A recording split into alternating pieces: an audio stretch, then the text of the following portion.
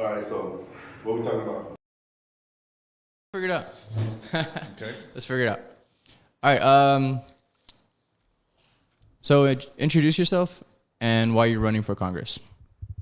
Okay. So first of all, my name is Bam Morales. Well, everybody knows me by Bam, but you guys know me for Mario. That's my actual name. But Bam. So Bam came from the military. While we were doing navigation, land nav, right? They told us, hey, you guys need to grab a stick just in case of any wildlife or anything like that. So me trying to be me, right? I grabbed the log. So ever since they were calling me Bam Bam in the Flintstones. So when I transitioned into my other unit, they're like, nah, that's too much. So we'll just call you Bam. And ever since, they've been calling me Bam. And as you know, I grew up in Cameron Park, one of the poorest colonias here in Brownsville. Grew up there with my single mother, raised us up. Back in the day when we didn't have no streets or anything, lighting wasn't even there. I don't know if you remember when it would rain. I remember I used to go to Oscar's house to catch a ride with him. But for me to get to Oscar's house, I had to walk like 3 streets away. And when it was muddy, I had to put a plastic bag on my shoes so it wouldn't get all muddy. Wow. And so we'll walk to Oscar's house. I will walk to Oscar's house, and then his mom or his dad will take us to school, right? Sometimes, right? Sometimes we'll miss a bus and we'll have to walk. And I remember walking all the way to Burns, from Cameron Park, and wow. It was like one of those things that it sticks, because it's a long walk. Yeah, exactly. It's a long walk. So after that, we moved to Hanna, graduated from Hanna, and from there I started working at the sheriff's department. From there, I was there for a couple of years. Then I left to the military. The military I joined, I became an MP. Started jumping out of airplanes, something I would have never thought, I would do. But it was pretty fun, man. It was pretty fun. You get that adrenaline going, and it's amazing. Couple of back disc herniated after, you kind of start feeling it. But after that, when I transitioned back home, the unit got dismantled, and they told us, hey, do you want to keep going to the other unit, or you want to go home, And I'm like, it was around that time that it was like the contract was about to be over, and I'm like, I'll ETS from here. So came back home, and one of the things that wanted me to come back home, it was a realization that I had to start all over again once I get home. And I think a lot of people don't see that, right? And one of the reasons why I'm running for Congress is because the lack of opportunities that we have here in the Valley are real slim, right? So when I came back home, as a veteran, I struggled a lot finding a job. I remember I came back and had to drive all the way to Sullivan City for $10 an hour, working as a security guard at night at a casino, right? How far is that from here? Sullivan City is passing Mission. So it's like almost 2 hours. Wow. Almost 2 hours. And by that time I came back, my wife was still pregnant. So I had a pregnant wife. I had a little bit of money, and I was looking for a job. And I applied everywhere. So after that, I remember I applied at FedEx, and that was actually one of the first jobs I got back. I got when I came back, right? But knowing me, I was a military police, right? So I tried going into all these places that were kind of related to what I did, and it was just hard to get in there, just because we have this system. It's called compadrismo, right? I'm pretty sure you're well aware of that. Yeah, can you explain that real quick? So compadrismo is like, even though you have the requirements, if my friend is applying for the job and he doesn't have anything whatsoever, I'm gonna hire him because he's been my buddy, or he's the son of my buddy, and that's how it's run. So it's like a mafia circle that we have, and it's not only here; it's all over the valley. So because of that reason, many entities do not hire good personnel, and without good personnel, you tend to bring them around down of like the people that want to be there and actually can make a difference there. And a lot of times, many of our good people leave the valley because of that. One, because there's lack of opportunity here. People want to exceed, want to excel, and there's not opportunity to grow. There's no room to grow. So that's why we see people leaving to UT Austin, Kingsville. They go to other places, other states, that offer them that opportunity to become better, to be better, and to actually provide something good for their family. Brownsville's great, but I think it could be better. The Valley's great, but I think we can do way better. There's no need for people like ourselves and our children to leave out of the Valley if we provide those opportunities. Right now, we have LNG coming in. We have SpaceX coming in. And we're going to have other infrastructure companies coming in. And all these jobs are coming in. The thing is that if we don't prepare for them, I think there's going to be a lack of provision for those companies in order to stay here, and not only for them to stay here, but I think if they don't find what they're looking for, it's like, I know SpaceX brings people from California, engineers from California. Why? Because we don't have them here. And the reason we don't have them here is because we don't have facilities that will equip our people in order to fill those roles. And I was going to ask you, what does getting ready mean whenever a company like that? So getting ready means we prepare for, so LNG, it's still not ready, right? But it's in the works of, being built and being processed. So we got to look into what jobs are they going to be offering, right? What jobs are they going to need, right? In a period from a year to two. I think their building period, it's like 6 years, I think. So in 6 years, it's a good gap, to get somebody ready, to equip them, whether it be engineering, whether it be, mastering in the welding, whether it be, safety, anything, any of those specific roles that they're going to need.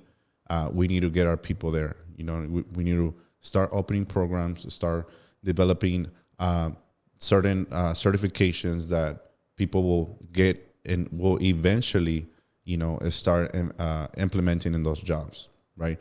Because I talked to another friend of mine. He just graduated college with some type of degree. I think it was psychology, or I don't know what he majored in. And he's like, hey, man, I need help. There's no jobs here. I went to school for this and I graduated, but I can't find a job. It's like somebody that's working at Chick-fil-A, it's earning more than me having a degree. Mm-hmm. And I'm like, I totally get you. It's sad, but at the same time, it's our fault, for not pushing for that. Right. And it's the lack, the complacency, the lack of asking our elected officials, to develop those programs, to develop those, even in the institutions. We're just comfortable with, minor in kinesiology, minor in veterinarians, like normal things, right. Criminal justice, and we don't see that the need to grow, and I believe as individuals, when we get comfortable and we don't develop ourselves to grow, I think we have an issue. Not only do we entire ourselves to be just like, how can I say it? Like, be comfortable in our areas, and we never see outside of our perspective. Being complacent. Yeah, we become complacent. We don't see outside of the world. We just live, day by day, and we just like get comfortable with whether it happens or whether it doesn't happen. It's just like we don't care, right? And I think our society is becoming more aware that there needs to be changes, right? Me as a parent, I want my son to do way better than me. I want him to have all the opportunities that he have. I want him to have all the things that, that will get him to be there, And that's one thing that I push on him, become better, be a helpful person. And not only become better, but bring others along with you. That's the game of the plan. And, one of the things that they push a lot in the military is it's teamwork, teamwork. So with that sense, you learn to put a team together and take it to where you need to go, and bring them along with you and teach them. And that's one thing that I think here in the Valley, and not only in the Valley, but it's more like all over the country. And I talk about the Valley because I'm from the Valley. Right, in the Valley, Brownsville, Harlingen areas, Donna, McAllen, all those areas. It seems like they're targeting that unity by removing one of the parental figures from the family group. Right. Mm-hmm. So me, as growing up, I thank God first and foremost for the life I went through, because that has made me who I am today. Right. Paul says this in the scripture, says, I am what I am by grace, but I think we do need a father figure, in our families. I think it's very, very important that we have a mother figure, and like that, we will solve a lot of issues, whether it be, bullying, whether it be, lack of, self-identity, whether it be, lack of provision in the family, all those things, it starts in the family unit. One thing that I've noticed is that sometimes it seems to be like the government, whether it's local or our national government, seems like they encourage single-parent households. And I say that because, and it's a little personal, but like, God bless my mother. She didn't want me to work when I was 16, because then that would cut her food stamps. It'd help. Which we needed, right? Same thing. I grew up with a single mother. So God bless her in that way, because she was just trying to look out for us. And she wasn't the type to like buy, junk food with her. She was actually, I would consider her very responsible. Anytime I'm messing up or anything like that, my mom's voice comes into my head. But it's just little stuff like that. So you see it here, especially in the Valley, whether they're taking advantage of it or not. It's just, it's just that mentality of just, and it's those one of those things that I'm telling you that they push in order for us to be complacent. They give you a little bit and just stay here, just stay quiet, don't do a lot of noise, and those are the things, we grew up with that help too. Food stamps, WIC, but it came to the point that, hey, like let's get moving. It's help that we needed at the time, and I thank God we had it. But there's other people that abuse the system. Correct. And we see it here, people driving with Escalades, getting, I don't know, 1,500. You would hear that growing up. Yeah. You would be like, oh, that person's driving a really nice car, but yeah, and then you will see them selling that help, outside, in order to do some other transactions. Then you will see them that they will not report certain things in their claims, or however they did the report, and then you will see all these things, abusing the system. So that itself entitle or teaches that generation that is living through that to become the same, and hey, you don't need to do this because the government is going to give you this. And if you go above and beyond, you're going to lose this help, you know. And I think help is good. You know, we all need it at one time. And I'm pretty sure there's people out there that need it. And it's great. That's what it's for, you know. But when you become to see that abuse, when you start seeing that, hey, this is hurting this person more than it's helping them, that's when it becomes an issue. I recently went to talk to some kids at a rehab center, right? And one of the things that I asked them, I'm like, hey, so what do you want to be when you grow up? These are kids that are 14, 16, 17, right? Kids that are about to enter that stage where you need to get going. Some of them, hey, they say, oh, well, I want to be a truck driver, or I want to be a welder, or I want to be, what did he tell me? There's this one that really stuck to me. He's like, oh, I don't know what I want to do. I want to be a tattoo artist, you know? Like, they were saying all these things that are great, that are good, right?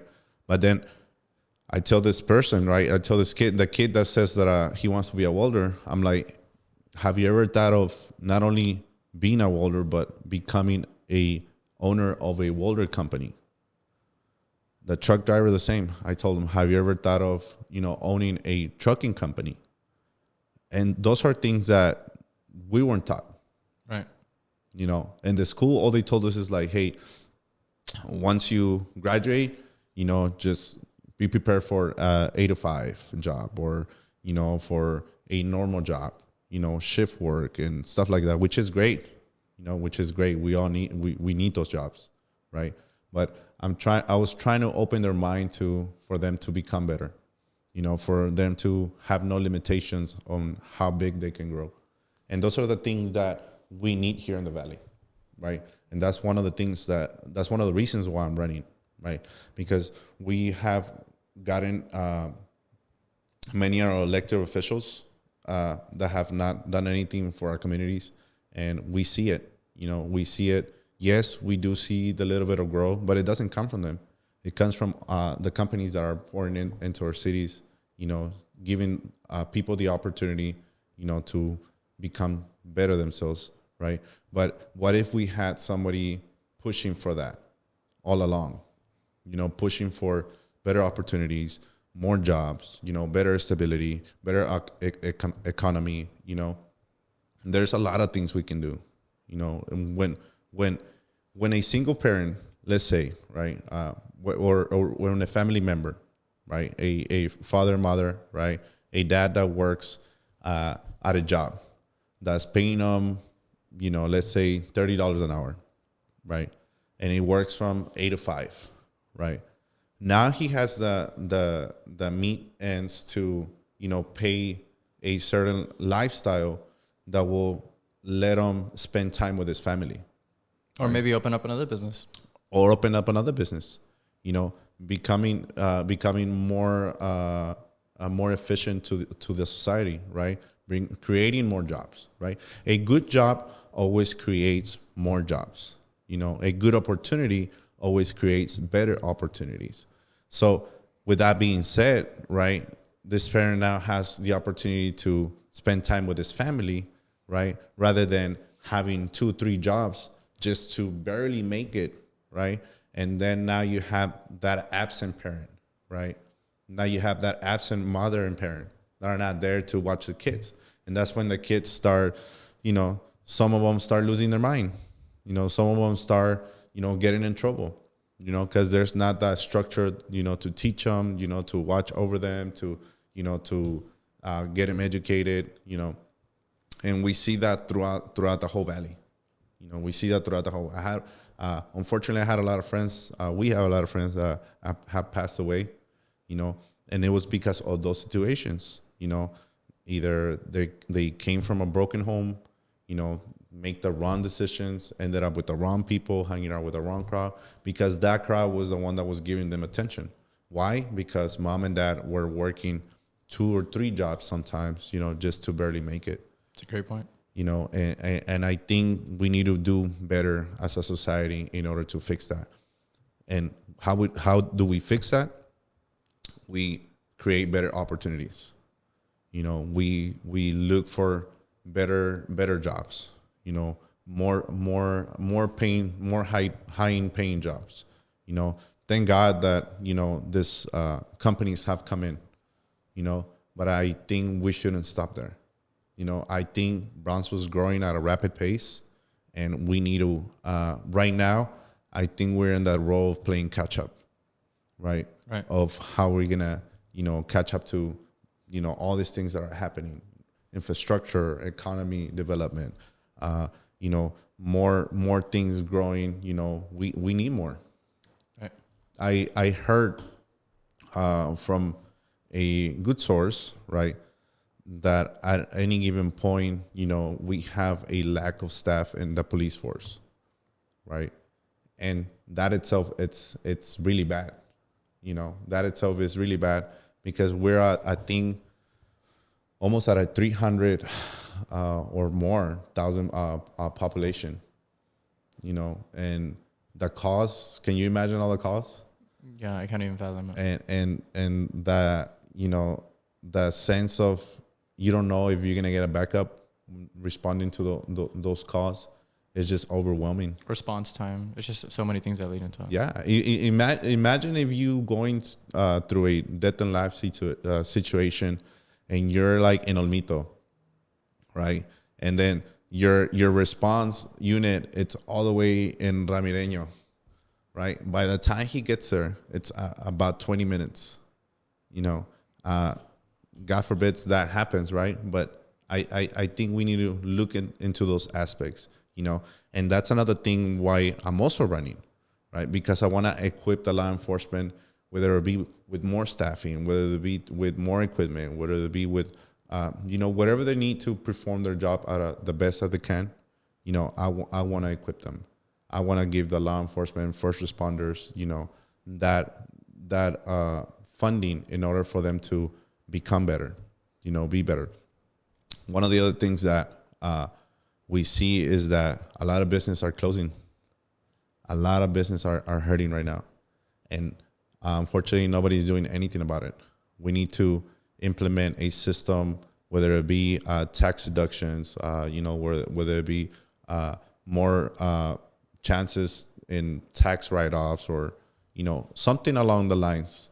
Right. That will boost the economy. Let's get into that because I recently had a talk with the president of the Chamber of Commerce here in Brownsville, and we live along the coast, right? And I don't think about respectfully the shrimping business, right? Mm-hmm. But we've been blessed, to have the Gulf Coast here, and we've been able to have like fresh seafood. She was telling me about how the people in the shipping business, they say that they're getting outsourced from supplies or food from China, right? The water's right there for us. We go fishing, we eat from there. Logically, it doesn't really make sense on how we would be outsourced to China, right? Then you pull back the layers of the deals that have been made, the trade deals, whatever happens in Washington, D.C. as far as trade deals, anything related to that, it directly affects the border towns. Oh, yeah. As far as this goes.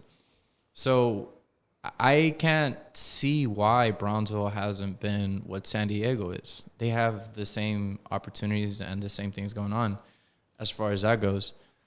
So I feel like it's a two-way thing, right? It's going to be a mentality thing with the people of the Valley, Texas, and then eventually as an American citizen, as far as that. But you also have to deal with the trade deals that have been made. Yeah. As far as that goes. So whenever you start seeing these businesses, I've been living in San Antonio recently. Like I have a Facebook group and they just talk about all these bars shutting down, mom and pop shops. Those are the first to go. And it seems like every other month, every other week, it seems like one of them is closing down and then you'll always see, oh, after 20 years, after 10 years, sadly, we're shutting down. So how do you even begin? Like, I think we need to start looking into who makes these policies, right? And who writes, who votes for these things to happen. In the past years, recently, our city officials have voted against the shrimping industry, right? And that's one thing that I learned, that even though of course, when election time is happening, they're here shaking your hand, smiling at you, saying that they're for you. But once they get to that place where they can make the difference, where they can make the change, they just forget about it. My grandfather said the same thing yesterday. The exact same thing verbatim, and then it's afterwards. Then you stop having access to them. Yeah. Oh, you can't get in communication with them. Yeah, and that's one thing that I'm changing. That's one thing that I'm changing. I am no different from where I was in the sense of accessing, getting access to me from where I was 10 years from now. If you reach out to me, we'll have that connection, right? But this officials tend to not only forget who put them there, they tend to forget who they represent, which is the people. Actually, the term congressman, it's a term, right? But it's not the official term. It's representative, right? Because that's who we are. We represent the people, right? But these people, other officials, right, vote against these things, right? Such as the shrimping industry, hurting our economy, hurting our people, hurting the shrimpers, right? Not voting, to expand the channels, not voting to, make a progress of the work they have here. Why do we get supplies from China, right? Because China offers them at a bulk, and they offer them at a much... It's Costco. Yeah, just like that. Bigger and for much cheaper, right? And bigger and much cheaper doesn't mean quality, right? Absolutely. And we have to look in the sense where quality versus quantity, right? Yes, we need a lot of quantity, right? But the quality is not the same. Many of those products, usually by the time they get here, such as seafood, such as food supplies, the time that it has to pass through just from China to here, and then the cargo process, and then the bait process, and then from the process to get to the stores. And that's still cheaper. Yeah. And that's still cheaper from the alternative.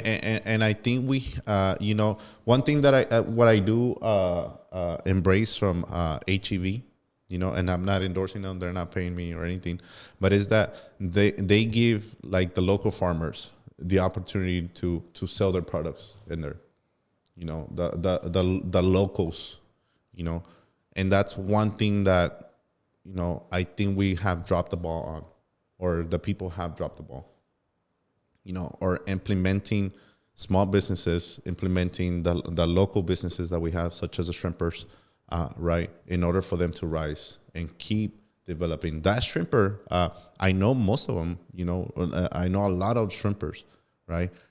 Actually, my brother-in-law was a shrimper, and he will go out for a period of a month, 2 months, in order to have, that good income coming in, right? And he will tell me, hey, like this day, it went bad, and he would tell me all the process, how they had to take the heads out of the shrimp and all these things. But then he would tell me, well, if they don't buy our shrimp, we don't get paid.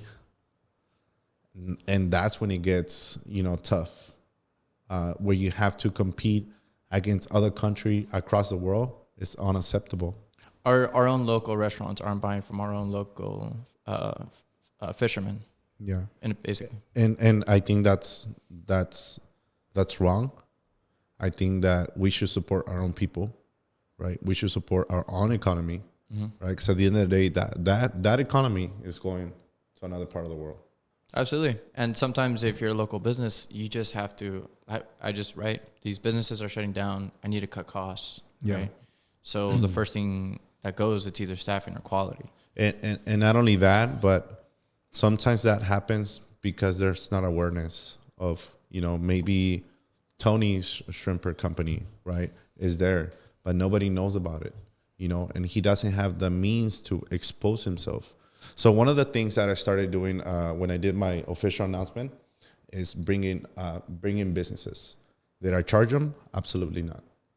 I wanted them to expose themselves, in order to get that going. One thing that I told people is like, one thing, I'm not a politician, right? I don't have political tidings, right? I'm not a lawyer, right? I'm not going to speak to you in that beautiful language that they speak. I'm a single regular American, that is trying to make the best out of their community, right? So one of the things that I did, right, I brought these people in because I know what it's like. I live here. I'm from here. I care about the people here. Many of these elected officials, the reason why these things keeps on happening is because they're not even from here. So they could care less what happens to the people here. And that is something that we as a community, or we as a district, we as a, counties, we haven't looked at. That we're empowering other people that are not even from the areas. And now, whatever happens to us, they could care less because they're not here. So they're not being affected by it, and then when you try to reach out to them, like you say, they're nowhere to be found. No, you can't reach them anymore, right? The same thing happens to our veterans, right? When a veteran is in need, it's in, some type of crisis, those people that say that they were going to fight for them are nowhere to be found. Right. Right now, we were last week we were receiving. I think her last name is Perez. That girl that got killed over in Virginia, I think. Right. Right. So I started looking at that she was coming back home, and I didn't see no military honors or any of that sort. I just saw that they were going to have a memorial for her and a service, right. And then I started asking myself, I'm like, how come she's not getting, the proper honors that she deserves? So I started making some calls, started calling some veteran departments and stuff like that. So either they didn't know that she was entitled to these things, or nobody told them about it. That's insane. Right? So I'm like, that, that's not acceptable. So we started making some calls, and we got some great people connected. And, sure enough, by the time she came, we had the full-blown services. Actually, a lot of people came out. A lot of law enforcement came out. The work, just spread. DPS was there, PD was there, and all the veterans were there, and we give her the full honors.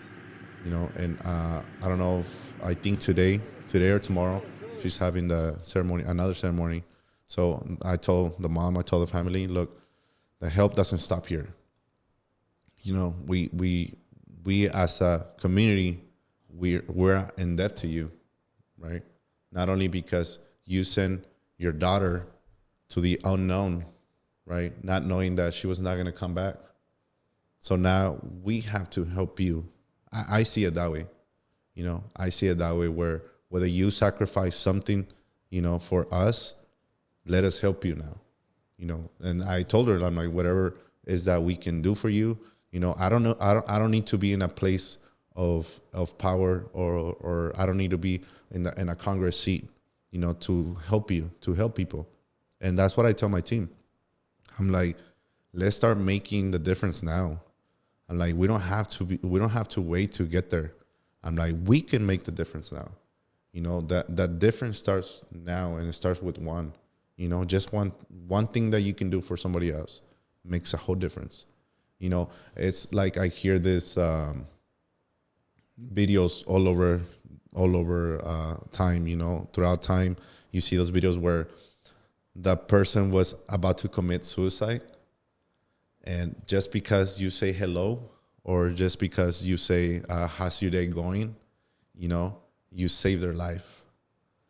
And that's how I see things happening now. If we act in the small things, we could accomplish great things.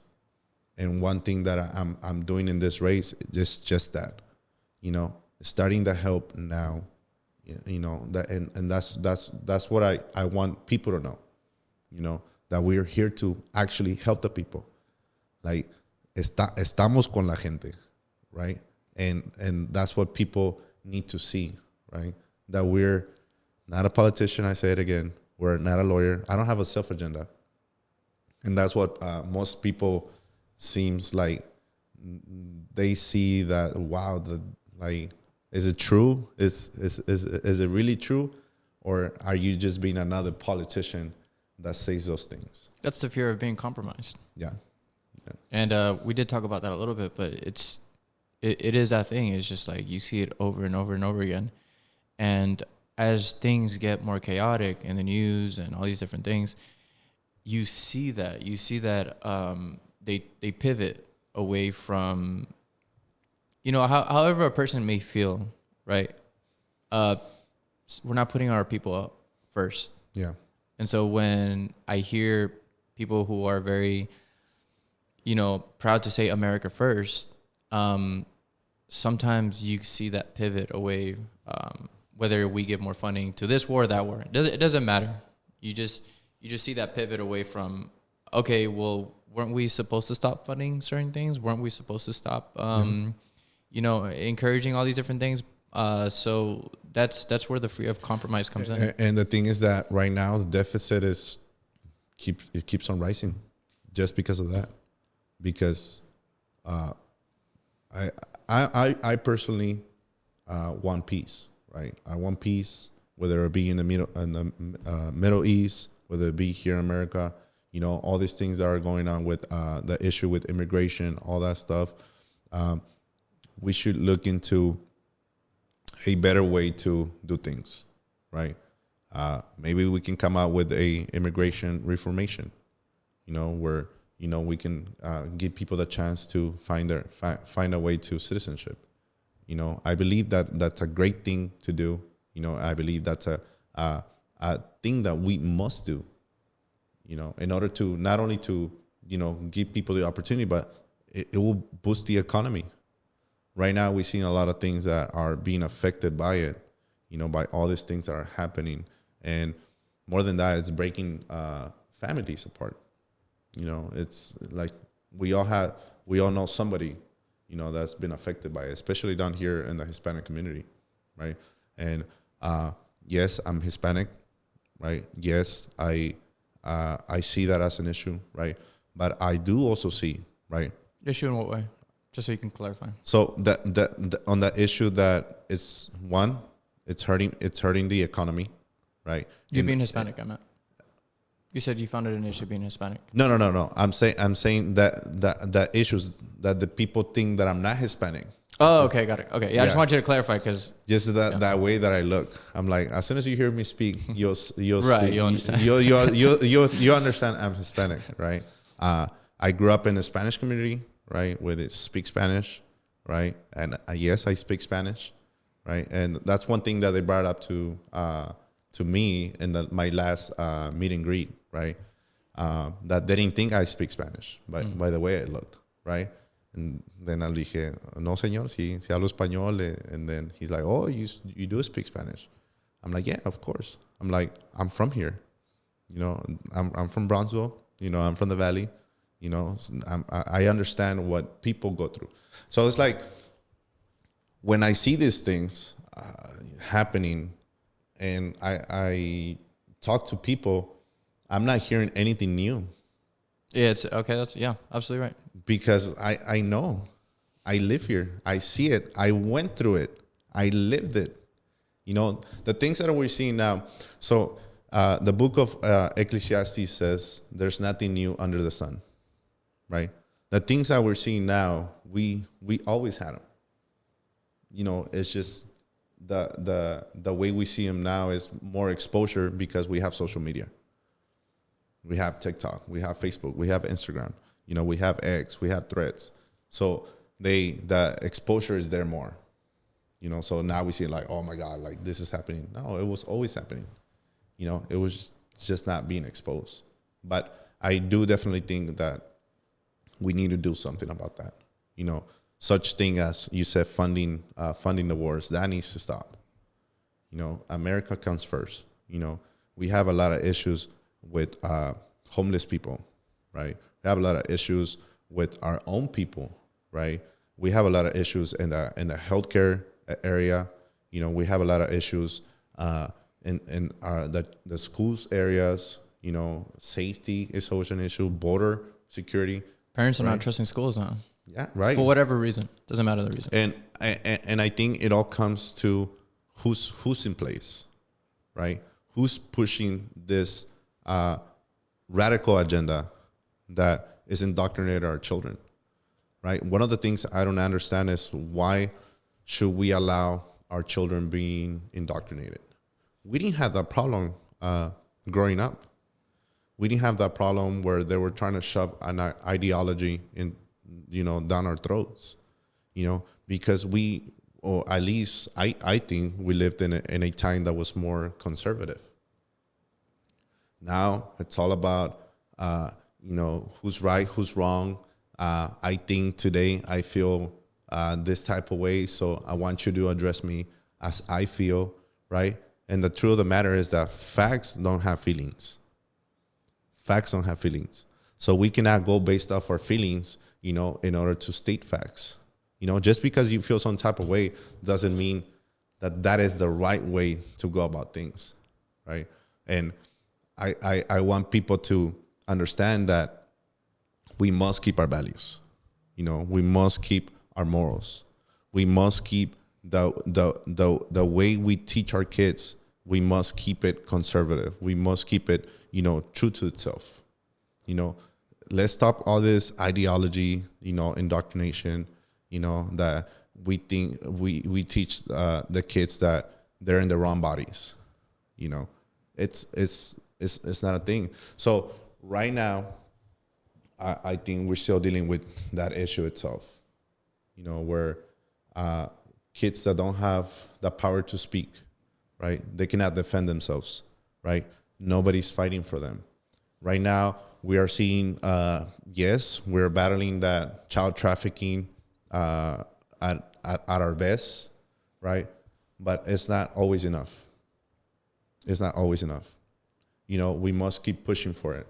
We must keep saving our children, you know, whether it be from sex predators, whether it be from child pornography, you know, whether it be from bullying. You know, we need to start rising up our boys to protect our children. Because if we don't do it, who's going to do it? You know, if we don't stand up, you know, for the right things, right? I remember in school, one of the things I went through, I got, I would say about 3 beatings, right, in school. And it was from, of course, kids that grew up in broken homes and, you know, they were trying to, I guess, feel good about themselves, right? And it was in a group, right? So going out to practice, you know, me being the first one in the field back in middle school, right? The cholos were waiting for me there. And just because I didn't bow down to them.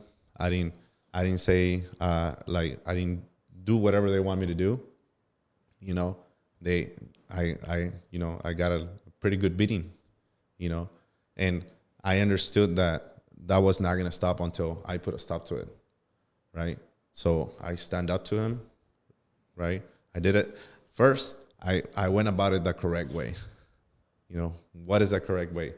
You report it to the teacher, you report it to the principal, you report it to all these things. You may put it in black and white, you know, all these things. But at the end of the day, nobody taught me how to stand up for myself. I had to learn it the hard way, you know. And I think that is something that we need to change.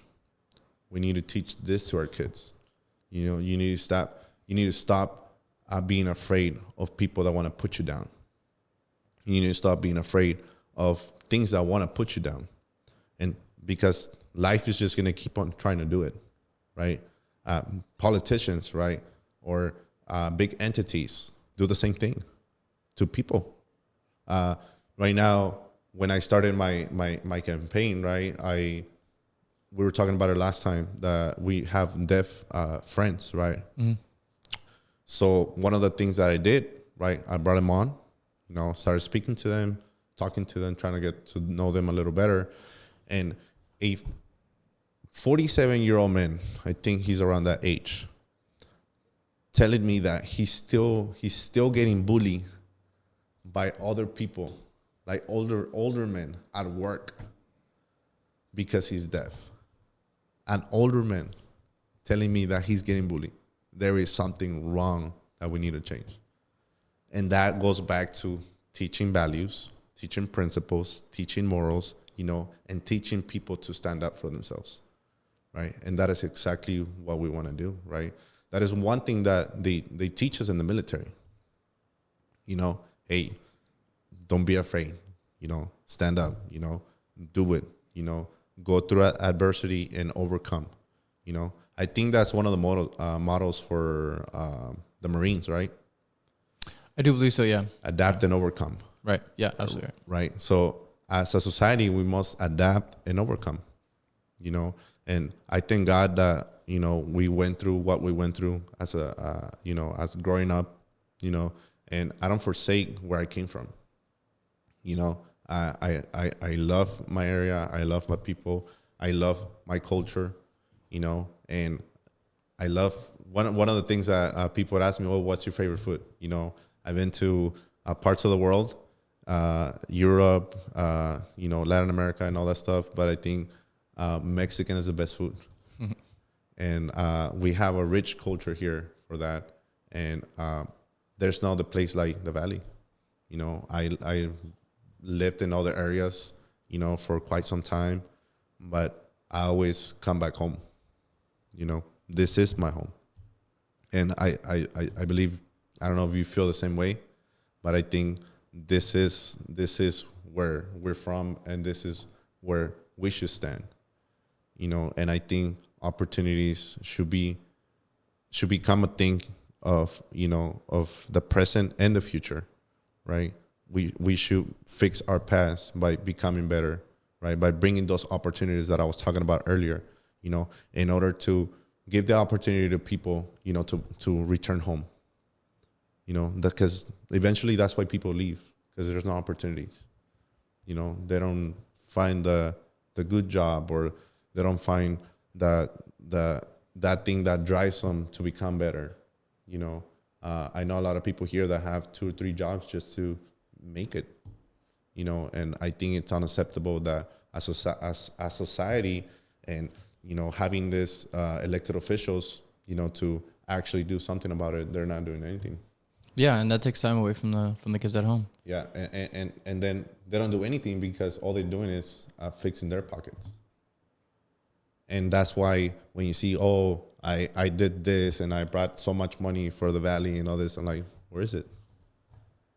Yeah, it's what a lot of people say. It's in your friends. It goes back to that system you're talking about. Yeah, it leaks into politics. It leaks into elected officials. Where, I mean, I really don't want to put big names out there, but a big figure that's trying to go to Mars gave money to Brownsville. Where is it? That's what everybody's asking here. And for me, that I haven't been here for the last 10 years, might have been just a little bit biased, but now I'm just like, okay, you're absolutely right. Where is it? And not only that, but that entity also gave money to the school district. Where is it? What was it, 10 million or more? Yeah. Right now they, I think the teachers got a raise, and they were talking about it, and they were like, hey, so I was seeing this video. They were talking about the raise that they got 40 cents raise, or like 50 cents raise, and I was like, okay, we're making a little progress, at least we got them to, open that up.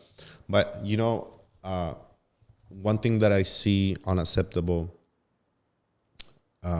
it's one, talking about the subject in school and teachers is that how come a guy such as, and of course, this is not my field. I'm not an expertise. I'm just speaking from a logical point of view. How is somebody that is not putting the work on ground, right, getting paid almost $500,000 a year? And my teacher, it's only getting paid about $30,000 a year. With a degree, most of the time. With a degree. Right? A teacher that has to buy from her own money, right? That teacher that has to put from her own money to buy supplies. I never understood that. For her, right? Teacher that has to pay things out of her own pocket, in order to make the kids, right, environment, more colorful, right? And then we have all these entities, all these board members, all these things, that are happening, and they're just for me, right? Like I said, I'm not an expertise. I don't really know the whole aspect of it, but what I see, right, is that they're just there. They're like, show up to the meetings, because like you say, when you try to get a hold of them, they're nowhere to be found. Oh, you don't even get past the secretary, and you can't even leave them a message. Yeah, oh yeah, I'll let them know you were here, or I'll let them know you called, or send an email here, and those emails never get responded. And not that I sent one, but I hear this from people, that they try to, communicate. Right now we have an issue that has been going on for months that we can't even get a precedent for the board, for the BSD board, just because our people are living like they're kindergartens, that just because I don't like you and I don't like the person you want to put, I don't agree with that, and and we can't come to terms. Why? Because they're thinking about themselves and they're not thinking about the children. That children come last for them, and that's the way I see it. And that's the way I see, not only here but in other entities and other agencies. They're putting that first thing that most matters to the end, right? That it's our children. One of the things I saw in the past month, I was assigned to a certain location, right? That it's kind of like not hospice, but it's like a rehab center, where older people are there. And there's a lot of elderly folks, right, that are just there by themselves, like just dying with nobody paying attention to them. So there's two things that I see there, right? Either one, they live the bad life, right? They disregard what matters the most, right? Whether they had children, right? And if they didn't care about them, right? Now they're, reaping the repercussions from that. Or two, right? They absolutely have nobody, right? And nobody's doing anything for them. And I think it all goes back, right, to the kids, to the economy, to the jobs, right? And I think if we are able to hold a good economy, right? If we are able to put in place a good economy, a lot of problems will get solved, right? Parents will have more time for their children, right? Children will have, more roles to look at, Children will have more opportunities, to grow. We'll have a better society, better communities, our morale will go up, that's that sense of pride of putting America first will go up the roof, And like you were talking about patriotism, but you called it something else last time. That nationalism. Correct. Nationalism. That pride that Korea or Japan, right? That's where you were at?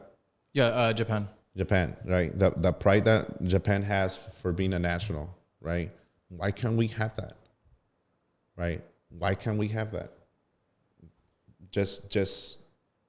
I see it like people don't want to be prideful of the bad things they're going through. And I think that's why a lot of people are like, right. They don't even like where they're at. This, not to fall too much into the deep end, but then you start talking about, unfortunately, my favorite subjects of just like it seems to me like all of this is engineered for you not to have the pride of being an American. And we got into a deep discussion about having self-responsibility, you know? Oh, yes. The self-responsibility from a young age, you know, if I was at a store and if I was touching things I shouldn't have, my mom would, right? My grandmother, everybody, right? Yeah. And at one point, maybe I had already outgrew that era, but like other people would discipline you as a kid. I believe, yes. And now there's none of that because, well, obviously you don't want to get into conflicts with the parents, stuff like that, but you go on the other side of the world, like Japan, and they're taking care of each other like a community. They'll discipline kids, even if it's not yours, you know, because they understand that sense of community. Anywhere you live in Japan, you have to recycle. You have to separate your trash. That's the first thing that they told us as Americans. To us, it's still a foreign concept. Like, why the fuck would I ever, you know, separate my trash? But over there, they separate their trash. And if you don't separate it, and if you're living with the locals, they're going to find out quick because you're a foreigner, first of all. And second, what they'll do is that they'll actually start separating another person's trash. I've seen it happen before. And I've been told that before. It was just like they'll start separating a stranger's trash for the better of the community because each day, each trash gets out, right? And so it's just little stuff like that. I mean, I don't know what if it sounds dumb or whatever, but like I do think the trash guy. Anytime I'm outside, I'm like, hey, thank you so much, whatever. Whether they acknowledge me or not, that's their own thing. But I want to acknowledge that it's these small rules that play. The whole saying, hey, hello, how are you? Like that's always stuck with me since I was young. And you're absolutely right. It can make a difference in people's day.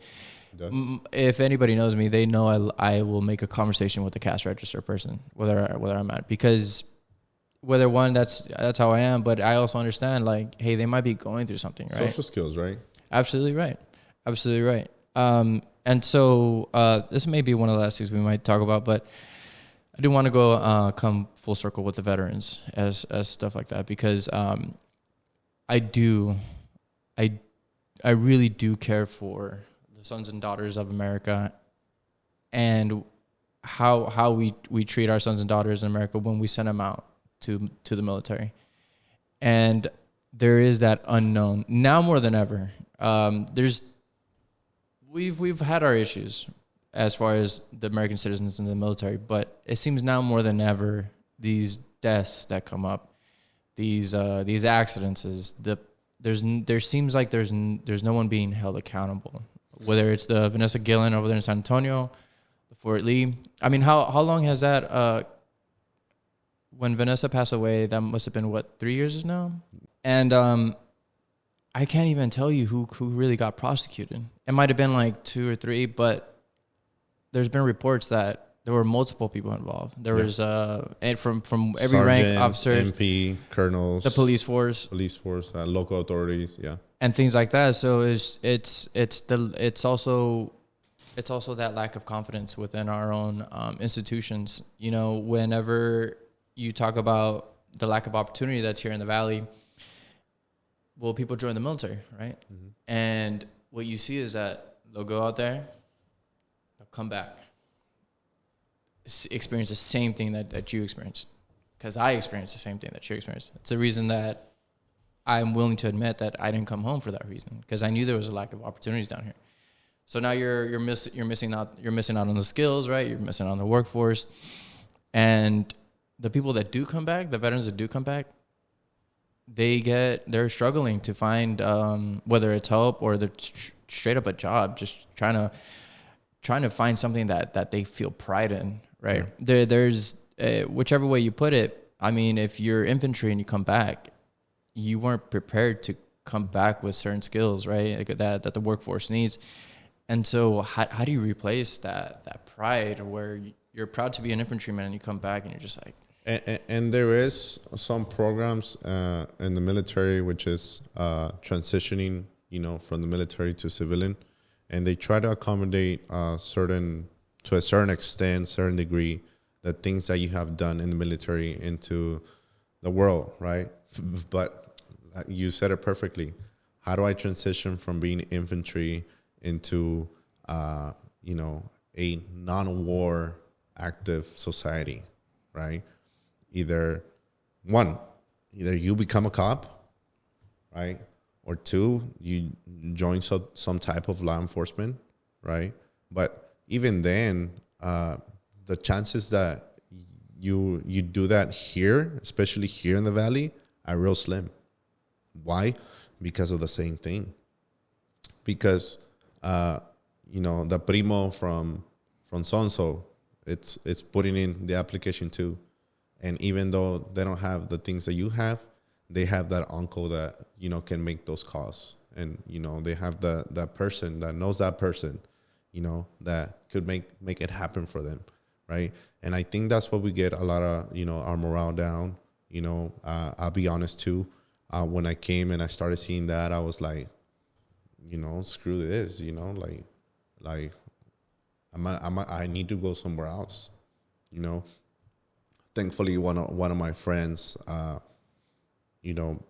told me about how the state of Texas, the Department of DOJ, right, was looking for people, right, to work, and that's how I started, getting back on my feet, and it's those things that we need to start implementing and looking into, how can we help our veterans, right? Yes, there is the local transition programs, but from their place, right? Fort Bragg, Fort Lee, Fort Benning, all those have programs that, kind of help them out. But what about when they get home? Who's helping them out, right? I didn't learn about the VA till a couple of years after, when I came home. Then I started doing all the process, all the stuff. But, thank God that somebody told me about it, right? Because I didn't know anything about it, I was still kind of a kid when I came back, my late 20s, right?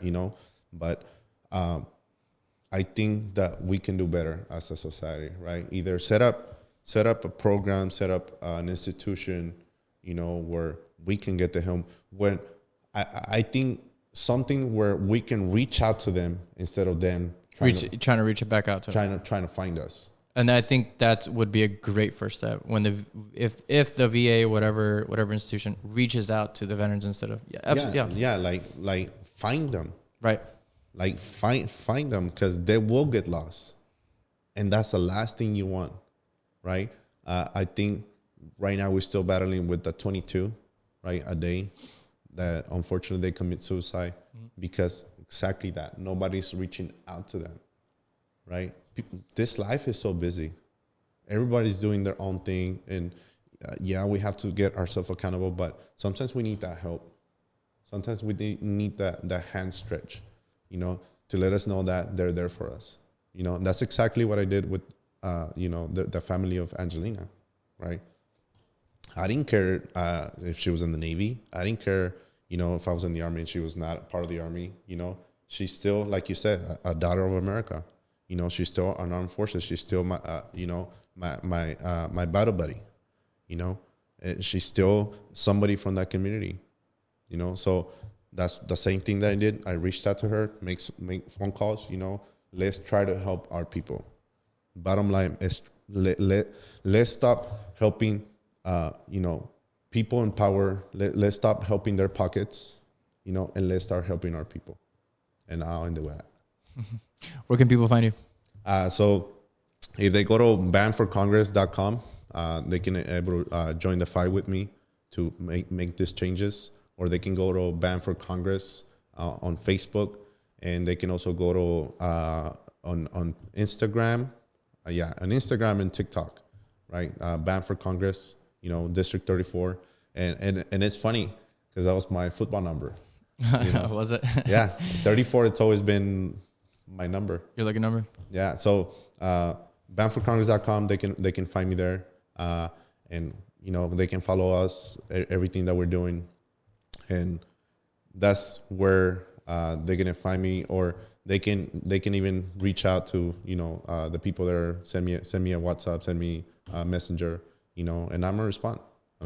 I'm here for the people. I'm actually por la gente, and one thing that I want to emphasize a lot is that, this is a God-driven campaign, and everything that we're doing is we putting it first in God's hands. We letting God, lead the way. And I think that God is going to do something in this time around, God is opening the eyes of people, to see that we're actually for the people.